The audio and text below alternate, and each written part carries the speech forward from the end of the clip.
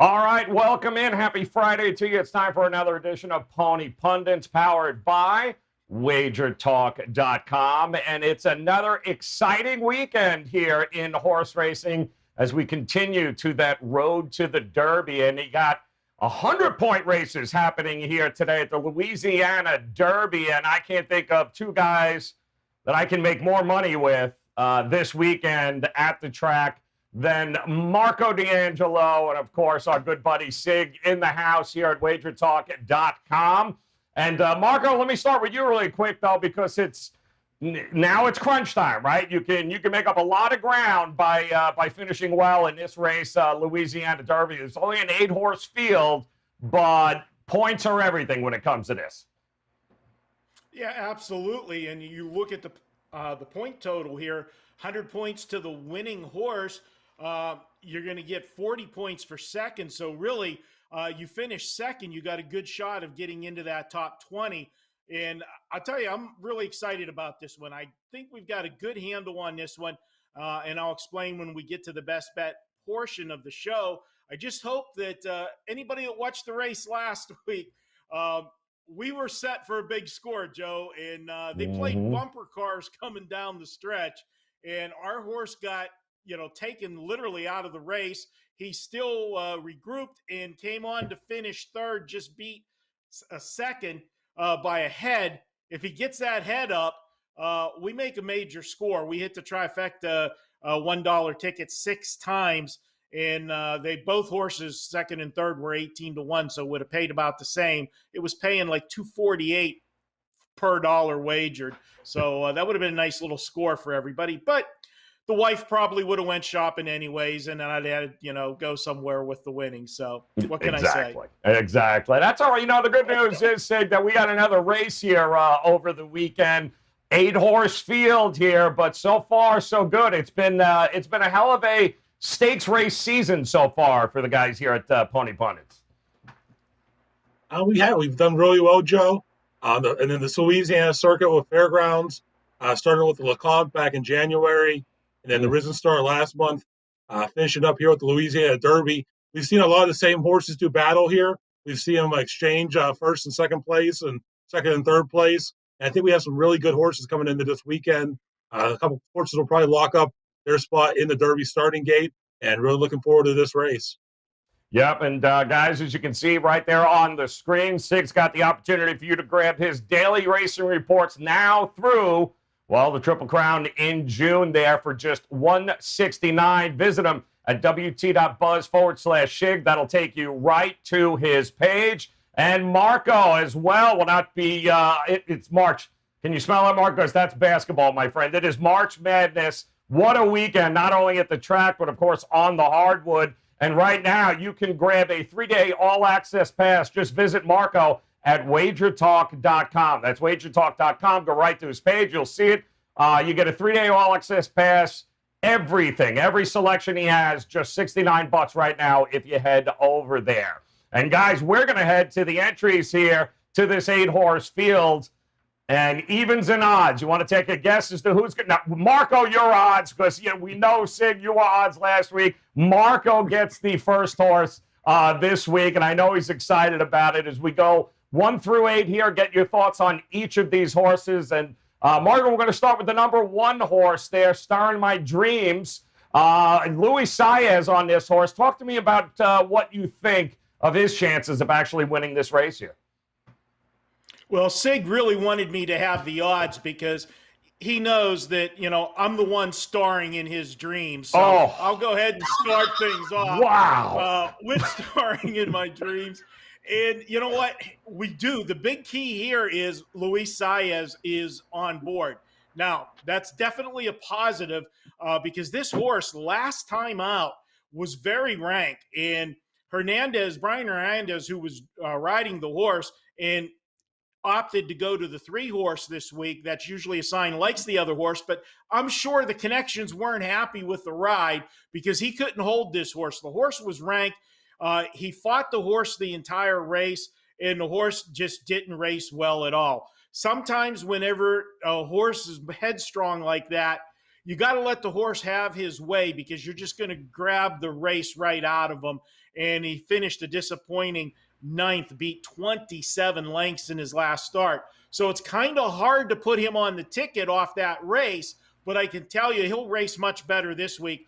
Luis Saez will be able to get the horse to relax, and if he does and he can set off the pace setters, he could stick around for third or fourth in this race.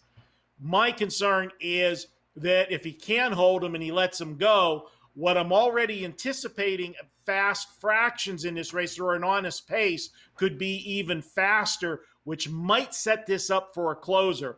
But starring in my dreams, the best third or fourth in this race. All right, we're going to go to the number 2 horse here, Right and Just there, Sig. Am I wrong in thinking this might be the pace setter in this race? No, Joe, I think you're right there. He's definitely going to be one of the pace setters in this race. And as my colleague Marco just stated, I think we are going to see a very fast early pace here. This should set up well for some of these stalkers and closers in the race.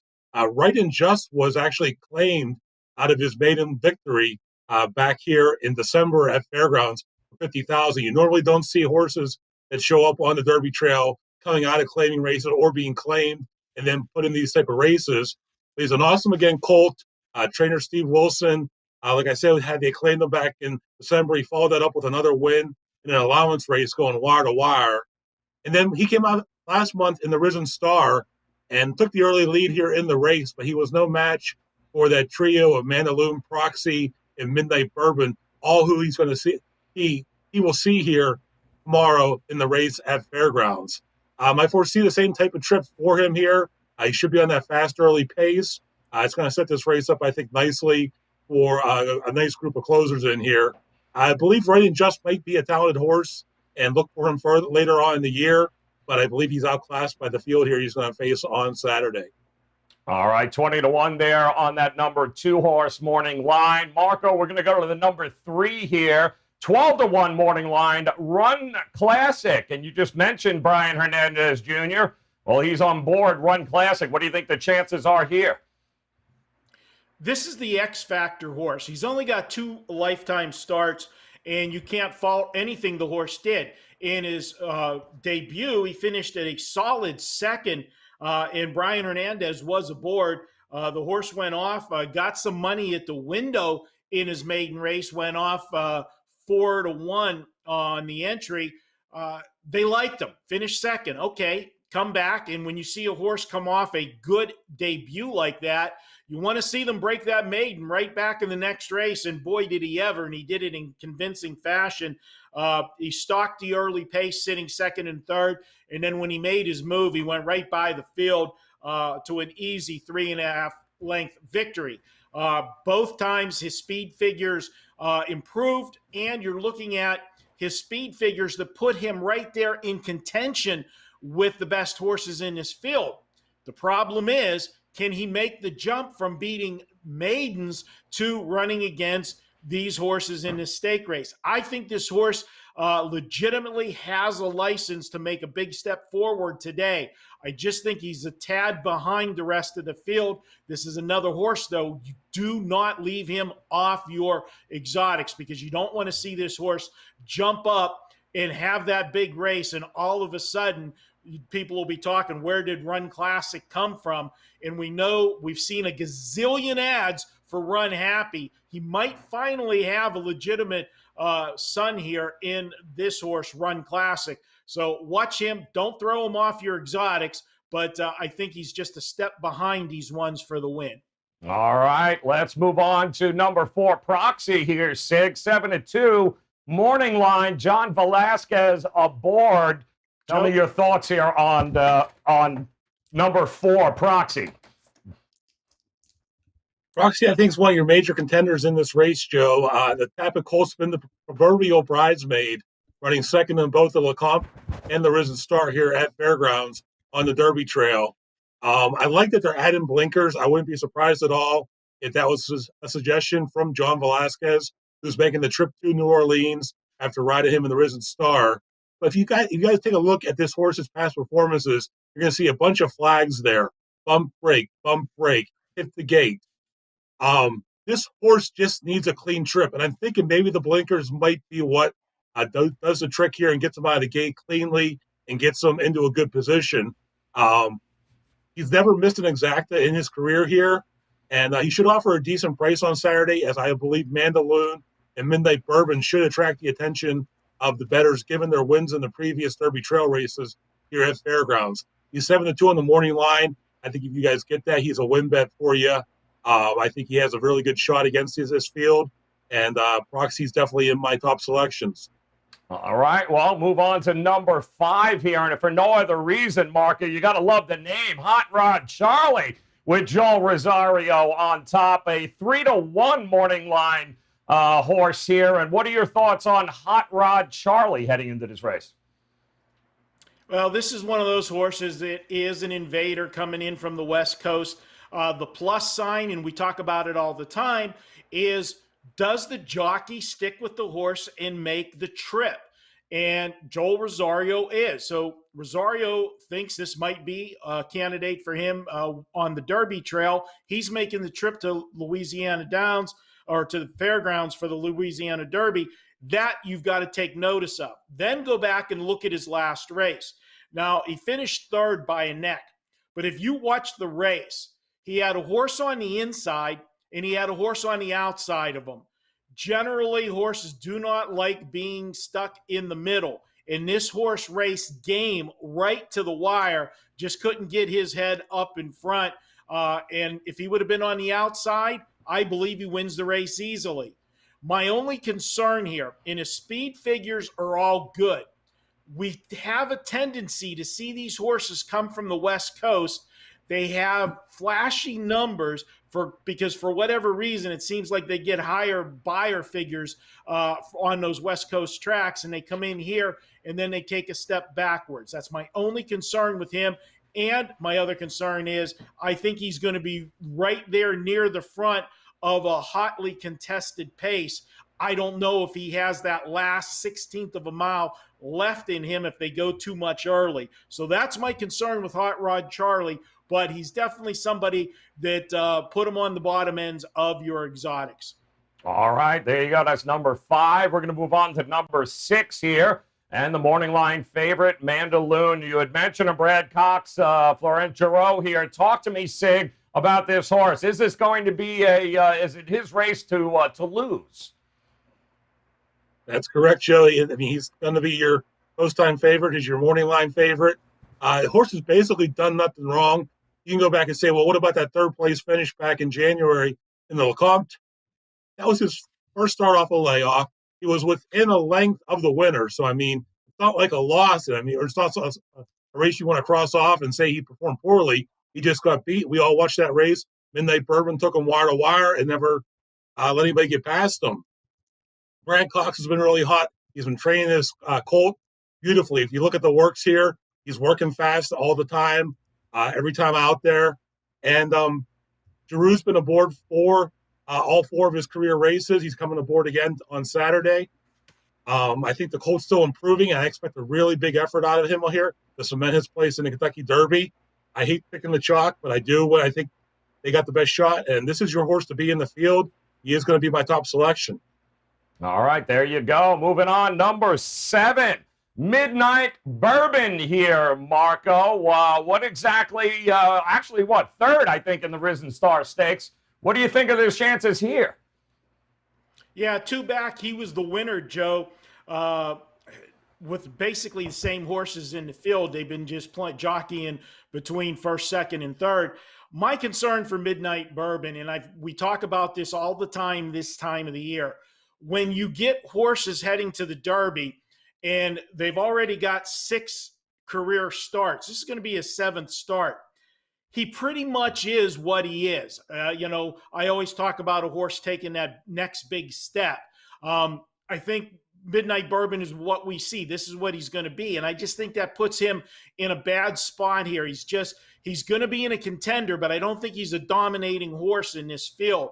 And my problem is his running style. He's got post 7. We've talked about several horses here that are going to want the front. This is another horse that likes to be on the lead, and being on the outside, he will have the best path to get to where he wants to be. Now, if he goes too much early and gets hooked up with a couple of the other horses that we talked about, Hot Rod Charlie and the one horse, and you get a speed duel, and then don't forget the two, that's going to set it up for the horses just off the pace. I think he holds for the exacta or try, but I don't see him as the win candidate in here. I like another horse a lot, and we'll talk about that when we get to the best bets. All right, let's do it here. And finally, number 8 here, Sig Obesos was also part of the Risen Star Stakes there. I think rounded out the superfecta in that one. Talk to me about the 15-1 morning line horse here. Well, first, Joe, I don't want anybody to get confused with the Bob Baffert trainee, Bezos. It's named after the Amazon founder. This is Obesos. The Old Colt made the jump from the sprints to the routes last out in the Risen Star. And though he lacked the stamina to hit the board, he did close well enough to close out the superfecta, get him 4th there. This is going to be his second attempt going long, and I expect a similar type performance with hopefully a little more late kick. This Greg Foley trainee isn't a win contender in my opinion, but he definitely could pick up a piece of the end of the exotics with your trifectas, your superfectas, 3rd and 4th positions. I would say, yeah, use him underneath, but I don't think he's a win contender against this field. All right, well, that does it. There's the 8 horses in the field. Now it is time to grab ourselves some best bets here, Marco. We're going to start with you, my friend. Run us through what's going to be on your card here at the Louisiana Derby. Well, since I didn't get to talk about any of the even horses, and the 2 best horses in the race are even horses, yeah, I'm the one who gets all hand-picked the best horses. But I'm going to disagree with my partner in crime here, Sig. I know he's high on the 6 horse. I'm going to the other even horse, and that is the 4 Proxy. And I will give Sig credit. He did mention the biggest factor here in the race, and that's them going to blinkers on with this horse. Now, and he mentioned that possibly John Velasquez was the one that made the suggestion. 100%. He's hanging around me too much, listening to me talk with my trainer about equipment changes and what's going on. Because if you go back and watch the last race, look at when they were going into the turn. Proxy actually looked like he was done. All of a sudden, he drops back like 2 lengths out of contention. And I said, oh, man, this horse is done already. And then all of a sudden, he started back up and was flying to get second in that race. And what happened, I think, first time Velasquez drove the horse, a lot of times jockeys will come back, and when they get off the horse for just seconds after the race, the trainer's first words are, how was he? And they're going to tell you, he was good, he did this, he did that. He learned something about the horse being the first time. And I think the horse lost interest in the middle of this race. And the reason they're going to blinkers on is for the focus factor. This will keep the horse's attention. And if they do that, he's going to be just off the pace, but closer to it than he was last time. And when the front end falls apart, Proxy's going to be rolling down the stretch and passing Loon to get the win. Love that. All right, Sig. He's got a lot of even horses there. How about you, my friend? What's your card going to look like? I mixed them up here, Joe, half and half. Like I told you guys, I think Loon's the horse to beat, and I expect him to get better here off of that Risen Star effort. I think Midnight Bourbon bounces back here. He's my second choice. Yes, he looked dominant in the Lecomte. Didn't look as great there in the Risen Star. I don't think they had him tuned all the way up there. They knew they had what they had in the horse. They knew they had some points from that initial race. I think they're going to pick up the rest of the points to get into the Derby gate here on Saturday. I did use Proxy, like I said. I think the blinkers on, as Marco said, is going to be a big factor in keeping him focused here. And my long shot selection in here is the one horse, Starring in My Dreams. Luis Saez is hopping aboard for Dallas Stewart. He didn't look like he was ready to race last out. I expect a stronger effort from him, and I think Dallas Stewart is underrated. I mean, he used to be more on top of the game. He doesn't have as many horses nowadays, but I still think he can get a horse ready. And the interesting thing is he co-owns this horse and bred the horse with some strong connections in the breeding. So I think he has a vested interest on how well this horse does. I would look for him to be running late. All right, well, there you go, guys. Opportunities galore to make it a profitable weekend, certainly at the track. And, of course, Louisiana Derby there tomorrow. 100 points to the winner. Could change a whole lot for a couple of these horses here. And if you'd like to get the full card and you want every pick, it's very simple right now, too. If you go to Sig's page, you have the opportunity to grab every one of his racing forms there from now through the Belmont, all the Triple Crown races for $169 if you visit Sig there at his, and let me get up his Sig. There it is, wt.buzz/Sig. You can get every one of his race ring reports from now through the Belmont. And Marco, he's got another great opportunity for you. Marco is going to give you a 3-day all-access pass, and that means you can get every one of Marco's selections this weekend. All right for yours. You just got to head over there. 3-day all-access, just $69 at Marco's page. And that about does it for us here on Pony Pundits. And, of course, we'll be back again next week as more of these graded races come our way. But in the meantime, visit both of these guys at WagerTalk.com. And thank you very much for stopping by and hanging out with us. Best of luck with your plays, guys. Sig, Marco D'Angelo. We'll see you again soon.